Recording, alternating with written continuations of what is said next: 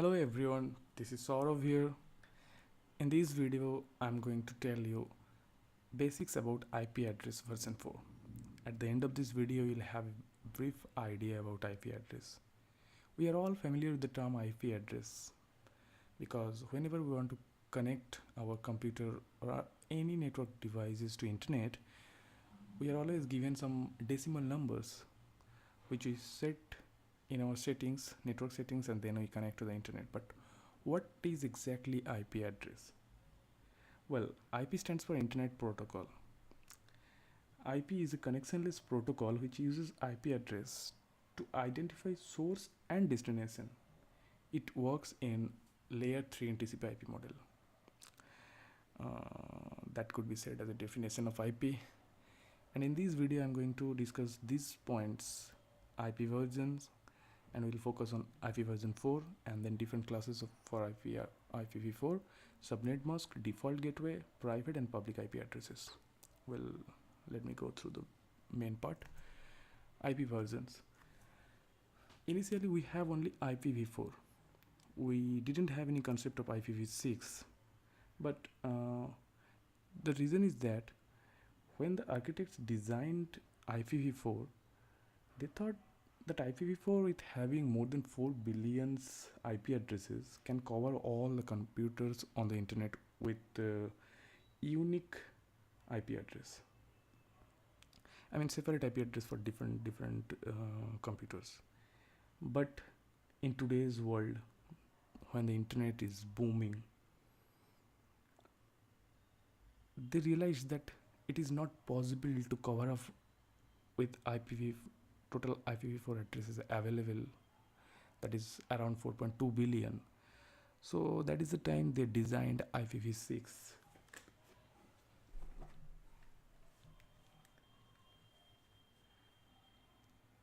IPv6 was developed by the Internet Engineering Task Force to deal with the long anticipated problem of IPv4 address shortage. IPv6 is intended to replace IPv4. Every device on the internet is assigned a unique IP address for identification and location definition. Now, as you can see on the screen, that IP version 4 that is having 32 bits because it is represented as 4 groups of decimal digits. Each group representing 8 bits is also called octets. Well, actually, the IPv4 machine doesn't understand these decimal things. They can only understand 1 and 0. So but we always convert it into decimal form for our better understanding, because human cannot remember such long IP address which is in binary form. So we converted that binary form into decimal, and that has become easier for us to remember. And I'm sure that you can convert from decimal to binary and binary to decimal. Definitely everybody can convert it. So you can convert it, this number 192.168.10.100. If you convert it into binary, that is the IPv4 address for the computer. Well, that will be definitely 8 bits of each separated by dot. In decimal form, it is three numbers. Well, we can exclude the 0. That's why we have written 10. We can instead write 010, but there is no requirement in decimal. We can understand this fact. But in case of IPv6, this is representing as 8 groups of 4 hexadecimal digits, each group representing 16 bits. Sometimes it is called as hexstate. Like octet, it is called as hexstate. But in this video, we'll be mainly focusing on IPv4. Okay, the next slide. Well, this is a perfect IPv4 address: 192.168.10.100. Well, this subnet mask and default gateway I'll be discussing later, and then I'll be coming back to this slide. Then you will understand why the subnet mask and default gateway is such a way for this IP address. Well, these are the main points for IPv4 addresses. IPv4 addresses are always 32 bits. It is 4 octets. I mean 8 bits dot 8 bits dot 8 bits dot 8 bits. But while representing in decimal form, it is like 3.3.3.3. I mean 3 numbers. If you can see in any IPv4 address with 4 digits, then definitely that is wrong IP address. And it is always separated as a dotted decimal, as I said, and the range will always be from 0 to 255. Why 255? Because in those 8 bits, if you put all as 1, that is the maximum number, it will come as 256. That can come as 256. So it always varies from the range 0 to 255. And the main concept, network and host address. In all IP addresses, some bits are networks and some bits are host. How will we get to know how many bits are network and how many bits are host? That's why we have classified it into different classes. Well, this is the classes. We have differentiated IPv4 addresses into 5 different classes. Class A, Class B, Class C, Class D, and Class E. Class A range belongs from 1 to 126. If the IP address is starting with any of this number, then it will come under Class A IP address. And if the IP address is starting with 128, any number among between 128 to 191, then it will be definitely a Class B IP address. For Class C, then range is from 192 to 223. And for Class D, 224 to 239, and Class E, 240 to 255. But Class D is mainly used for multicast, and Class E is reserved for experimental purposes. So we will be mainly focusing on Class A, B, and C, which are unicast communications. Now the concept, network and host address. As I said, depending on the addresses, depending on the classes of the IP, we can get to know that how many bits are network and how many bits are host. For Class A, first 8 bits will be network and the rest of the 24 bits will be host.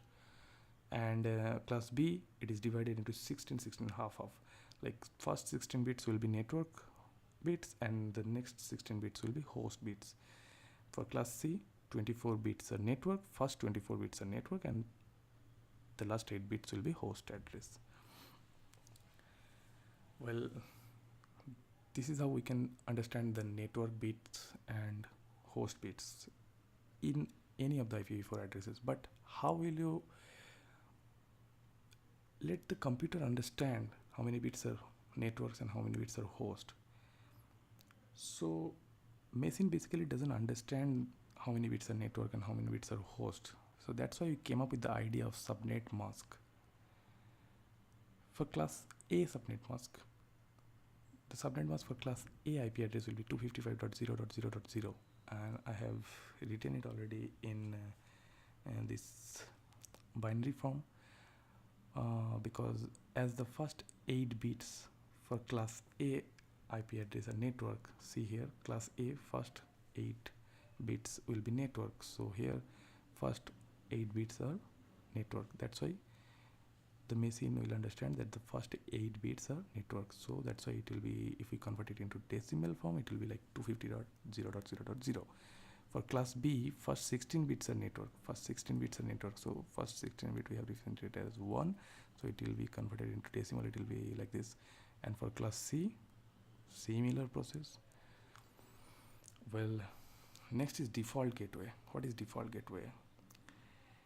Default gateway, it is used to allow devices in one network to communicate with devices in other network. It will be always same with the network part of the IP address. Well, what does it mean? It means that if you are in one network and then you want to communicate with some other host which is under different network, then you need to know the gateway, the path through which you have to go out of the network. That is known as the default gateway. For better understanding, I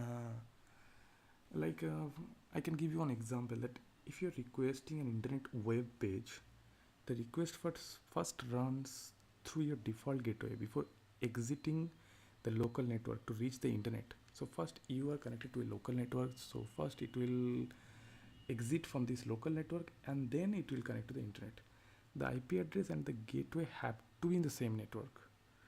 This is the IP address that your router uses to communicate with your local home network, this default gateway. So for any IP address like this IP address, the network ID will be same with the default gateway. As it is coming under 192, that means it is coming under class C. See here, 192.223, that means class C IP. As it is class C IP address, so for these the network will be 24 bits. The first three will be the network ID, this part 192.168.10. so this will be always same with the default gateway. Well, so this is example of class C. For class C, first 24 bits are network, so the subnet mask will be 258.258.258.0 and default gateway will be the same with the network ID and .1. This is the 192.168.10.1. This is the default gateway. But the question arises, how many hosts we can get in any network? I mean, one network of class C IP address, like this network 192.168.10. Under this network, how many a total of hosts we can achieve? Well, this will be 2 to the 8 minus 2, that is 254. So how did we get this number? The formula says the total number of hosts under any network will be equals to 2 to the power the number of host bits minus 2. In this case, so for class C we have total 8 bits host address, so total host available is 8 bits, the last 8 bits, as you can see here, 8 for class C, 8 bits. So the formula will be 2 to the power 8 minus 2, that is 254. So total 254 number of hosts available in any of the network which is a class C IP address. So the network ID for this given IP, like 192.168.10.100, for this network, the network ID will be 192.168.10.0 and the first host ID will be 192.168.10.1 and the last host will be 192.168.10.254, and the broadcast ID for this network will be 192.168.10.255. Similarly for class B,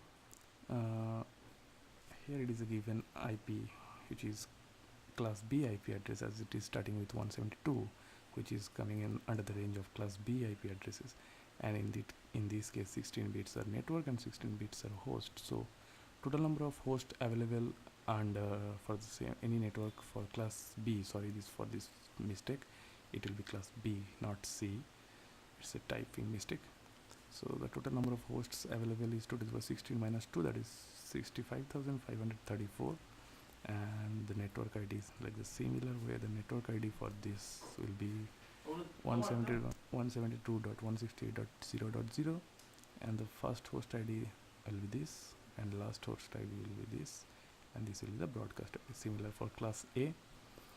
So for class A, the total host available for any network which is under class A is equals to 2 to the power 24 minus 2, which is around 20,97,150. So many huge hosts available under the same network for class A, and this is where the idea of subnetting arises. Subnetting means is nothing but dividing a large network into different multiple small networks. We shouldn't add more than 500 hosts under any network, because other than that some drawbacks, some transition can happen. So for a better network we should not have more than 500 hosts. So that's why we need to do subnetting. In the next video I'll discuss about subnetting in details and how to calculate subnet. Okay, and the last thing, private and public IP addresses range. As I said here that class A IP addresses range is from 1 to n26. So this is the total available IP address for class A, but these many is reserved as private IP address. Now what is private IP address. And what is public IP address? Well, a public IP address is an IP address that can be accessed over the internet. Like, it is issued by ISP, Internet Service Provider. But a private IP address is not in non-internet facing IP address. These private IP addresses are provided by network devices such as router using network address translation. In your home, your system, your computer is connected with some router. Your router issues private IP addresses to each network device connected to that network. This provides unique identification for devices that are within your home network, such as your computer, your mobile phone, as I said. So these are the range for private IP address for class A, this is the range for private IP address class B, and this is class C private IP addresses. Now you must be wondering why 1 to 126 and 128 to 191, then where is 127?